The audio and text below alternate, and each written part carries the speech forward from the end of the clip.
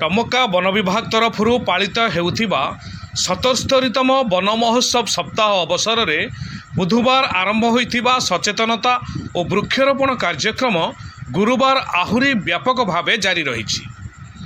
एही अवसर में ओस्तपाल पंचायत अंतर्गत माणतेरी सरकारी उन्नीत मध्य इंग्राजी विद्यालय परिसर में वृक्षरोपण कार्यक्रम आयोजन करा जाइथिला।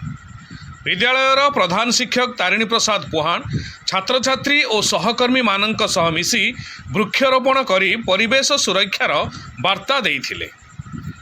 कार्यक्रम में टमका वन विभाग पक्षरु वनरक्षी शुभेन्दु सुंदर पाढ़ी, अमातुल साकुर, बापी नायक, प्रभात कुमार लेंका समेत वन स्क्वाड आशुतोष रथ, पिंकुल साहू और अक्षय महांत प्रमुख उपस्थित रही समग्र कार्यक्रम को सफलतार सह परिचालना करथिले।